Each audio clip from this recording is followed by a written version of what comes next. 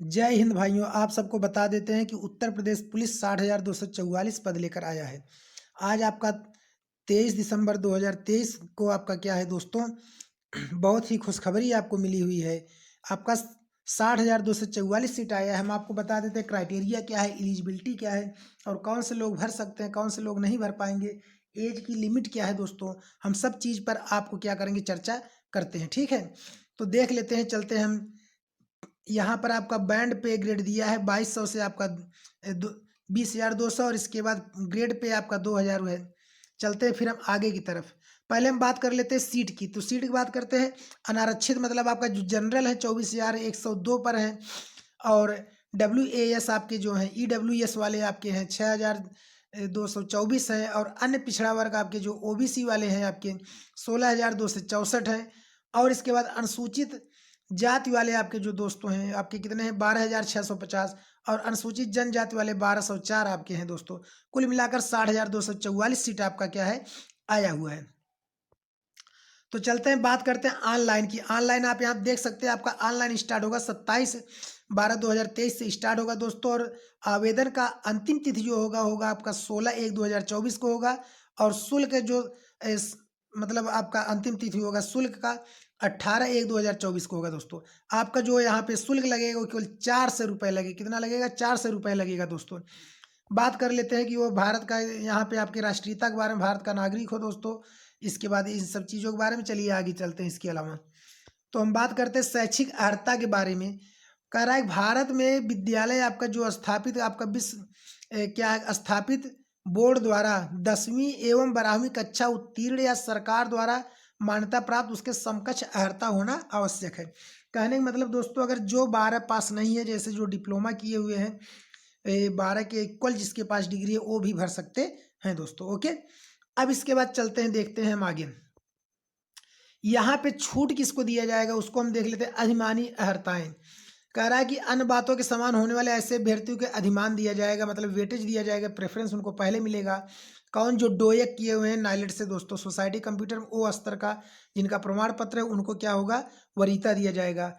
जो प्रादेशिक सेना में न्यूनतम 2 वर्ष की अवधि तक सेवा की होगी उनको आपको क्या होगा, वरीयता मिलेगा। राष्ट्रीय कैडेट कोर्स जो NCC किए होंगे B ग्रेड प्रमाण जिनको प्राप्त होगा उनको भी दोस्तों क्या होगा, आपका वरीयता दिया जाएगा। आयु के बारे में बात कर लेते हैं। आयु यहाँ आपको देखना है। आयु पुरुष अभ्यर्थी का जो आयु होगा 1/7/2023, ठीक है, को 18 वर्ष की आयु प्राप्त कर लियो, मतलब कि 1 जुलाई 2023 तक आपका क्या है कि यहाँ पे कह रहा है कि 18 वर्ष की आयु प्राप्त कर लिया होगा तो फॉर्म भर सकता है। ठीक है, यहाँ पर 1 जुलाई से लेकर जो 1 जुलाई 2023 के पहले के हैं दोस्तों वो नहीं भर पाएंगे और जिनका 1 जुलाई 2023 के बाद 18 वर्ष कंप्लीट होगा वो भर लेंगे दोस्तों। ओके, इसके बाद चलते हैं, क्या कह रहा है यहाँ पे, और इसके बाद क्या कह रहा है यहाँ पे, जिनका जन्म 2 जुलाई 2001 से पहले हुआ होगा या 1 जुलाई 2000 और इसके बाद क्या होगा 1 जुलाई 2005 तक हुआ होगा वही केवल इस फार्म को भर पाएंगे। ध्यान समझिएगा, पुरुष वर्ग में जो 2 जुलाई 2001 और 1 जुलाई 2005 तक के बीच का आयु होना चाहिए वही भर पाएंगे और दूसरे कोई भर नहीं पाएंगे यहाँ पे। ठीक है, इसके बाद चलते हैं महिला में, हम देख लेते हैं।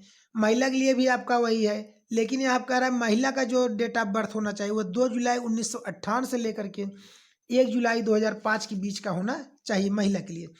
और इसके बाद जो आपको एज रिलैक्सेशन मिलेगा, यहाँ पे कह रहा है क्या, परंतु अन्य पिछड़ा वर्ग, अनुसूचित जातियों, अनुसूचित जनजातियों और ऐसी अन्य श्रेणियों के अभ्यर्थियों केवल उत्तर प्रदेश के मूल निवासी हों जो के लिए अधिकतम आयु सीमा में छूट एवं तदर्थ प्रवृत्त शासनादेशों में निहित प्रावधानों के अनुसार अनुमान्य होगा।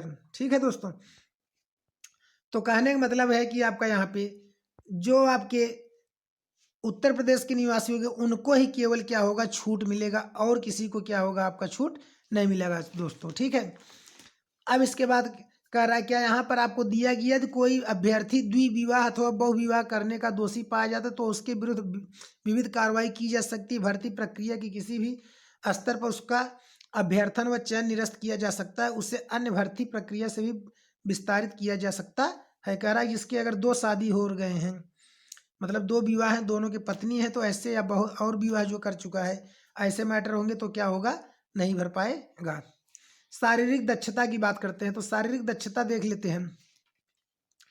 यहाँ पर आपका जो नियम है दोस्तों, नियम के अनुसार चलते हैं कि शारीरिक दक्षता में कह रहा है किसी अभ्यर्थी की सेवा में किसी पद पर तब तक नियुक्त नहीं किया जाएगा जब तक कि वह मानसिक और शारीरिक दृष्टि से उसका स्वास्थ्य अच्छा ना हो। मतलब किसी को अगर किसी का स्वास्थ्य खराब है तो उसको क्या होगा, भर्ती नहीं किया जाएगा। और वह किसी ऐसे शारीरिक दोष से मुक्त न हो जिससे उसे अपने कर्तव्यों का दक्षतापूर्वक पालन करने में बाधा पड़ने की संभावना हो दोस्तों। ओके, अब चलते हैं, हम आपको बता देते हैं यहाँ पे आपके क्राइटेरिया के बारे में कि आपका जो शारीरिक यहाँ पे फिजिकल होगा, फिजिकल में दोस्तों आपका क्या है देख लीजिए। यहाँ फिजिकल में चलते हैं तो लंबाई जो होनी चाहिए जनरल और ओबीसी के बच्चों के लिए आपका क्या है 168 सेंटीमीटर लंबाई होनी चाहिए। और इसके बाद आपका क्या कर रहा है, वहीं जो आपके अनुसूचित जाति जनजाति होंगे वो 160 सेंटीमीटर होना चाहिए। सीना क्या होना चाहिए आपका 79 मतलब कि 79 सेंटीमीटर बिना फुलाने होना चाहिए, और फुलाने के बाद कम से कम 84 सेंटीमीटर का होना चाहिए। ठीक है, अनुसूचित जाति और जनजातियों के लिए 77 सेंटीमीटर का होना चाहिए बिना फुलाए, और फुलाने पर 82 सेंटीमीटर का होना चाहिए दोस्तों। ठीक है, न्यूनतम 5 सेंटीमीटर सीने का फुलाव अनिवार्य, मतलब 5 सेंटीमीटर फुलाने पर होना चाहिए कम से कम, अधिक से अधिक जितना भी हो जाए दोस्तों। ठीक है, महिलाओं की बात कर लेते हैं अगर हम लड़कियों की, तो लड़कियों का जो अधिकतम हाइट होना चाहिए वो क्या होना चाहिए, न्यूनतम हाइट 152 सेंटीमीटर होना चाहिए, 152 से कम नहीं हो सकती है। और जो अनुसूचित जनजातियों की लड़कियां हैं उनके लिए क्या होना चाहिए 147 सेंटीमीटर होना चाहिए।